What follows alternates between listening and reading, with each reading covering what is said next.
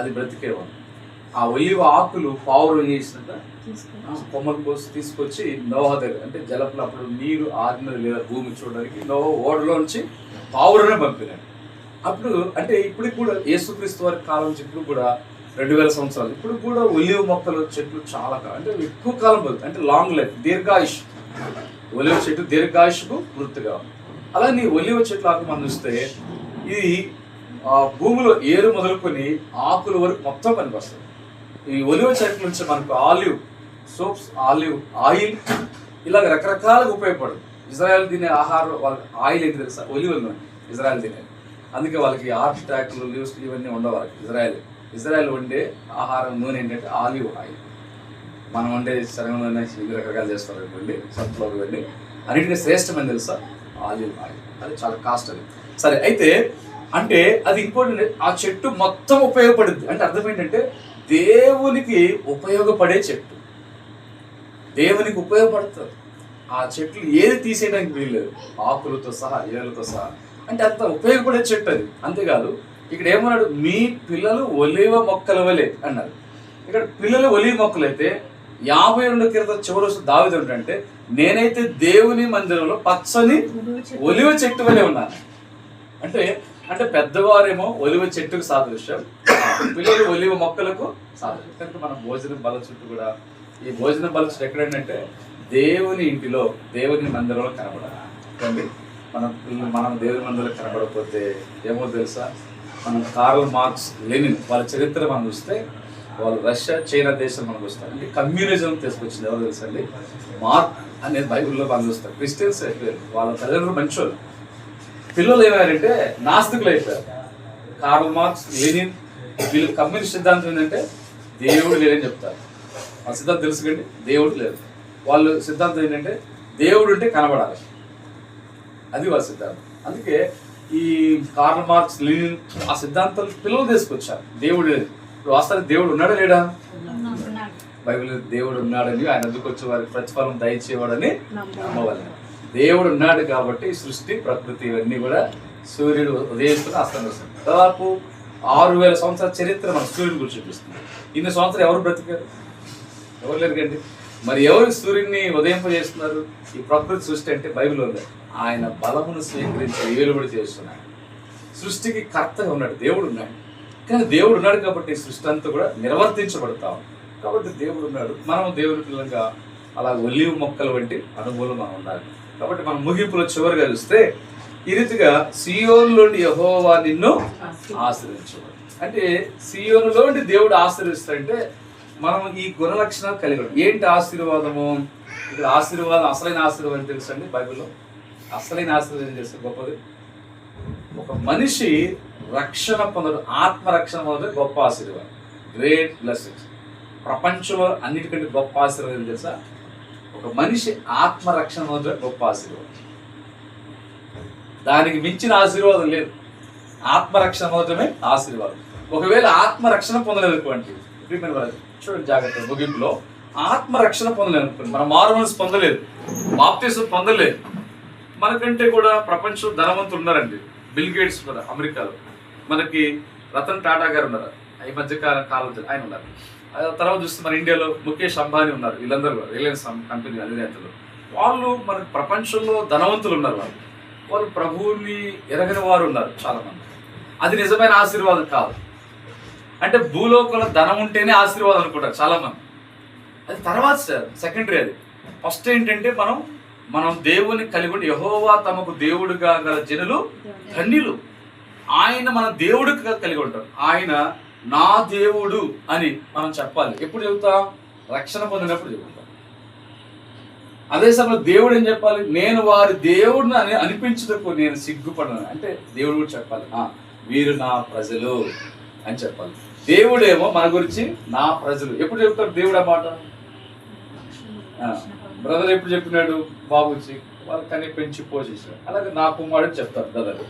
అట్లనే దేవుడు ఎప్పుడు చెబుతాడంటే మనం కూడా ఆత్మీయంగా దేవునికి మనం జన్మించాలి, పుట్టాలి. బైబిల్ ఉంది, శరీరం మూలంగా పుట్టింది శరీరం, ఆత్మ మూలంగా పుట్టింది ఆత్మ. అంటే వీళ్ళు మనుషులు చరించరు కాదు, కానీ దేవుని వల్ల పుట్టిన వారు. నికోదేముతున్నాడు, నీటి మూలంగాను ఆత్మ మూలంగా తిరిగి న్యూ బర్న్, కొత్త జన్మ. ఇప్పుడు మొట్టమొదటి జన్మ ఇది. అంటే బాబు మొదటి సంవత్సరం కాదు, ప్రతి మనిషికి 2 జన్మలు ఉన్నాయి. ఒకటేమో శారీరక జన్మ, అంటే తల్లి గర్భంలో నుంచి జన్మ, అది శారీరక జన్మ, ప్రతి మనిషి మనం శారీరక జన్మ. రెండోది ఆత్మ జన్మ ఏంటంటే స్పిరిచువల్ బాడీ. ఏంటంటే ఒక వ్యక్తి యోహాను సువార్త 3:3 ప్రకారం ఒకడు కొత్తగా తిరిగి జన్మిస్తే అప్పుడు ఆయన అంటాడు యేసు ప్రభువుతో, అయ్యా నేను ముసలివాడిని, వృద్ధుడిని, నికోదేము అధికారి, యూదుల బోధకుడు ఆయన. మళ్ళా ఎట్లా తల్లి గర్భం ఎట్లా జన్మిస్తా అంటే మరలా ఇప్పుడు శరీరం కాదు, ఆత్మ మూలంగా, వాక్యం మూలంగా యేసుక్రీస్తుని విశ్వాసం నుంచి పాపము క్షమాపణ పొంది, మారు మనసు పొంది, వాక్యం ద్వారా, పరిశుద్ధాత్మ ద్వారా తిరిగి నూతన అనుభవంలోకి రావడమే, తిరిగి మార్పు చెందడమే క్రొత్త జన్మ. అది రెండవ జన్మ, నూతన జన్మ.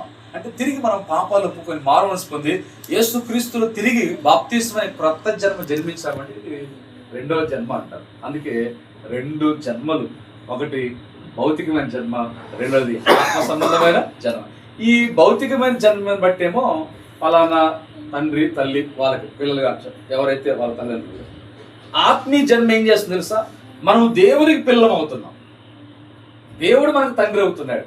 ఒకవేళ ఆత్మీయమైన జన్మ నీకు నాకు లేదనుకోండి, ఎంతప్పటికీ భౌతికమైన తల్లిదండ్రులు చెప్తావు కానీ దేవుడిని తండ్రి అని చెప్పలేము. అర్థమవుతుంది? దేవుడు మన తండ్రి అని చెప్పలేము. హెవెన్లీ మై ఫాదర్ అని మనం పిలిచేంత మాత్రం ఆయన తండ్రి కాదు. అలాగే చూడండి, మనం కొన్ని సందర్భాలు ఇప్పుడు తక్కువ కానీ పూర్వం చాలా కాలం, కొన్ని సంవత్సరాల క్రితం వస్తే అప్పుడు వస్తుంటారు, ఇంటి చుట్టూ భిక్ష అడుక్కునే వాళ్ళు వస్తే అమ్మా అంటారు, అయ్యా ముద్దే అమ్మ అని అంటారు. అమ్మ అయ్యా అనే పదం వాడినప్పుడు మనము వాళ్ళకు అమ్మ నాన్నలు కాము, వాళ్ళు మన పిల్లలు కాదు. అర్థమవుతుంది? అంటే అమ్మ అనగానే అయ్యా అనగానే అది నా సంబంధము కాదు. ఎప్పుడంటే తిరిగి జన్మించినప్పుడే, పుట్టినప్పుడే. అట్లనే మనం కూడా దేవునికి మన ఆత్మీయంగా పుట్టినప్పుడే, ఆత్మీయంగా తిరిగి జన్మిస్తే ఈ విషయం ఏంటంటే మనం చదువుకున్నాం, ఒక నూతన జన్మ అనేది మనకు చూసినప్పుడు నూతన సంవత్సరం, ఒక సంవత్సరం దయాక్రీడలు. అందుకే ఆ పక్షులను, కొండలు, లోయలు అవన్నీ సంతోష ఆనందం. బైబిల్లో రాయబడింది, అపోస్తలుల గారు లూకాసు 1వ అధ్యాయంలో అతడు పుట్టినందున అనేకులు సంతోషించారు. అంటే మనం చూడండి, ఒక పిల్లవాడు పుట్టినప్పుడు, బాప్తిసం ఇచ్చాం అనుకుంటున్నప్పుడు అక్కడ జకర్యా తల్లిదండ్రులు, బంధువులకు అనేకులు సంతోషం. ఇస్సాకు పుట్టినప్పుడు తల్లికి తండ్రికి వాళ్ళకి చిరునవ్వు, ఇస్సాకు అంటే చిరునవ్వు, నవ్వు కలుగుతుంది, సంతోషం కలుగుతుంది. అయితే ఇప్పుడు మనము దేవునికి తిరిగి జన్మించినప్పుడు దేవుడు మన యందు సంతోషిస్తాడు.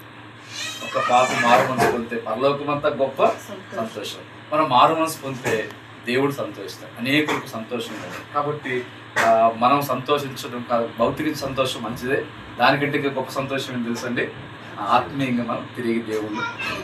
కాబట్టి దేవుడు సియోనులో ఉండి ఆయన యెహోవా మిమ్మును ఆశీర్వదించాడు. కనుక ఈ బిడ్డలను మనం ఆశీర్వదించాలి, దేవుడు ఆశీర్వదించాడు. మొట్టమొదటిగా భర్తగా, తండ్రి, భార్య, పిల్లలు, ఈ 3 రకాల ఫ్యామిలీ, కుటుంబాన్ని దేవుడు ఆశీర్వదించాలి. ఈ ఆశీర్వదించాలంటే మనము యెహోవాని భక్తులు కలిగి ఆయన మార్గం నడుచుకోవాలి. రెండవది భార్య, వాళ్ళు దేవుని స్థలం రక్షించబడుతూ వాళ్ళు ఫలించే వారికి ఉండాలి. పిల్లలు దేవుని భోజనం పరచుట్టు ఒలివ మొక్కలు. ఈ అనుభవాలు ఉంటే అప్పుడు దేవుడు వారిని ఏం చేస్తాడు, వారిని ఇంకా ఆశీర్వదిస్తాడు. దేవుని బ్లెస్సింగ్స్ మనకు పొందుతాం. ఈ ఆశీర్వాదం ఏంటో చదివి మార్చేది ప్రార్థన చేస్తాం. ఇప్పుడు ఆశీర్వాదం ఏం చేస్తుందంటే, ఆశీర్వాదం సియోను నుండి యెహోవాను ఆశ్రయించుడు, నీ జీవిత కాలమంతా యెరూషలేమునకు క్షేమము. ఈ ఆశీర్వాదంలో భాగ్యం ఏంటంటే క్షేమం ఉందండి. అలాగనే పిల్లలను చూస్తాం, లాంగ్ లైఫ్, దీర్ఘాయుష్ ఉంది. తర్వాత ఇశ్రాయేలు మీద సమాధానం ఉంది, పీస్ఫుల్ లైఫ్ ఉంది. అంటే దేవుడు ఆశీర్వాదంలో ఇమిడ్చి ఉన్నాడు, ఇన్క్లూడ్ అయ్యి అవన్నీ సిద్ధంగా దేవుడు సిద్ధపరచాడు. కాబట్టి ఈ ఆశీర్వాదం మనకేం చేస్తుందంటే, ముగింపులో ఈ ఆశీర్వాదము ఇలాంటి సమాధానం ఇస్తుంది, దీర్ఘాయుషం ఇస్తుంది, మనకు మేలును కలుగ చేసేదిగా ఉంది. ఈ యొక్క ఆశీర్వాదము మనకు ఇంకేం చేస్తుందంటే, బైబిల్లో ఇస్సాకు గురించి ఉంది, యెహోవా అతన్ని ఆశీర్వదించదు కనుక ఆ మనుషుడు గొప్పవాడే. అంటే దేవుని ఆశీర్వాదం ఏం చేస్తుంది, మనల్ని గొప్పవారిగా చేస్తుంది. తర్వాత దేవుని ఆశీర్వాదము కీర్తన రాడుంది, యెహోవా ఆశీర్వదించిన కనుక వారు అధికంగా సంతానాభివృద్ధి పొందారు, సంతానం కలిగిస్తున్న ఆశీర్వాదం. సామెతల్లో 10వ అధ్యాయం అంటే యెహోవా ఆశీర్వాదము ఐశ్వర్యం ఇస్తున్నారు, ఆత్మీయ భౌతిక. మత్తయి సువార్త 20వ అధ్యాయం 34వ వచనంలో ప్రభు యేసుక్రీస్తు వారు అంటారు, కుడివైపున గొర్రెలను విశ్వసించి నీతిమంతులు చూసి, నా తండ్రి చేత ఆశీర్వదించబడిన వాళ్ళరా రండి, లోకం పుట్టినది మొదలుకొని మీ కొరకు సిద్ధపరచబడిన రాజ్యమని మీరు స్వతంత్రం. ఇది అన్నిటికంటే గొప్ప ఆశీర్వాదం. అంటే మనకు ఆత్మరక్షణ, మన పాపాలు క్షమించబడటం. బైబిల్, ఇంగ్లీష్ బైబిల్లో అక్కడ ఏంటంటే బ్లెస్సింగ్స్, తెలుగులో వస్తే తెలుగు బైబిల్ ధన్యత అని ఉంటుంది, ఇంగ్లీష్లో బ్లెస్సింగ్స్ ఉంటుంది. అంటే ఆశీర్వాదం. ధన్యుడు అంటే అర్థం ఏంటంటే ఆశీర్వాదం. ధన్యులు అంటే ఆశీర్వాదము, సంతోష జీవులు, భాగ్యవంతులు అని పర్యాయ పదాలు వస్తాయి. కాబట్టి దేవుడు మనల్ని ధన్యులుగా చేయాలనుకుంటున్నాడు. దేవుడు మనం ప్రతి ఒక్కరిని ఆశీర్వదించాడు కదండి. పిల్లలేమి పెద్దలేమి కదా, తల్లిదండ్రులనేమి పిల్లలనేమి అందరినీ దేవుడు ఆశీర్వించాలనుకుంటున్నాడు. ఈ ఆశీర్వాదం పొందాలంటే మనం ఏం చేయాలా? ఆయన భయభక్తులు కలిగి ఉండాలి, దేవుని సన్నిధికి మనం వెళ్తూ ఉండాలి, ఆయన మందిరంలో మనం కనబడాలి, ప్రార్థించే వారికి ఉండాలి. ఆయన మార్గంలో నడవడం అంటే యేసుక్రీస్తు వారు ఏమైతే చెప్పారు ఆయన వాక్యానుసారంగా ఆ వాక్యానుసారం జీవించడమే ఆయన మార్గం. అలాగే మనం నడిచినప్పుడు దేవుడు మన కుటుంబాలకి కూడా ఆయన ఆశీర్వదిస్తాడు. అంటే ఆశీర్వాదం మనం పొందుకోవాలని దేవుడు సీయోను నుండి గొప్ప ఆశీర్వాదం. ప్రభు యేసుక్రీస్తు వారు మనకి ఆశీర్వాదం ఏంటి? ఆయన ఏం చేసినట్టండి, ఆయన పరలోకాన్ని విడిచి మన కొరకు భూమి మీదకు, శాపగ్రస్తమైన లోకానికి భూమి మీదకి వచ్చాడు. అలాగే గలతీ పత్రిక 3వ అధ్యాయం, మనము అన్ని జనులు, మనం అబ్రహాం పొందిన ఆశీర్వచనం మనం పొందుట కొరకై యేసుక్రీస్తు మన కొరకు శాపగ్రాహిగా చేయబడ్డాడు. అంటే మనకు ఆశీర్వాదం ఇవ్వడం కొరకై యేసుక్రీస్తు సిలువలో మన కొరకు ఏమయ్యాడంటే ఆయన శాపగ్రస్తుడే. ఇప్పుడు యేసుక్రీస్తు మన కొరకు ఈ లోకానికి వచ్చి శ్రమ పొంది ఆయన శాపగ్రస్తుగా చేయబడి ఇప్పుడు తన బిడ్డలకు ఆయన ఆశీర్వాదాలను సిద్ధపరిచినాడు. కాబట్టి ఆశీర్వాదం అందుకే మనకు కావాలని కోరుకుంటాం కదండి. ఇట్టి ఆశీర్వాదం మనం పొందుకోవాలని దేవుడు మనకు ప్రేమించాడు. ప్రభు మన కోసం ప్రాణం పెట్టాడు. ఆయన మరణించి తిరిగి లేచిన 3వ దినాన తిరిగి రాబోతున్నాడు. కాబట్టి ఈ సమయంలో ఇంకా మనం ఎవరైతే రక్షణ పొందలేదో మనం ఆయన విశ్వాసం ఉంచి భయభక్తులతో రక్షణ పొందటమే గొప్ప ఆశీర్వాదం. ఇట్టి ఆశీర్వాదం పొందాలని దేవుడు మనం ప్రేమించి ఈ ఆశీర్వాదం సిద్ధపరిచిన దేవుడు. అట్టి అనుభవంలో మరి బిడ్డల విషయంలో కూడా దేవుని యొక్క ఆత్మ సీయోనుల నుండి యెహోవాను ఆశ్రయించింది. వాగ్దానం కూడా ఉంది. ఆ మాట వాగ్దానం, నీ దేవుడని యెహోవా నీకు తోడై ఉన్నాడు. ఎవరు తోడై ఉన్నారంట? దేవుడు కదా. ఎలా ఉన్నాడు దేవుడు? ఎలా ఉన్నాడు? రైట్, దేవుడు గాడ్ కనుక దేవుడు తోడై ఉన్నాడు. అలాగే దేవుడు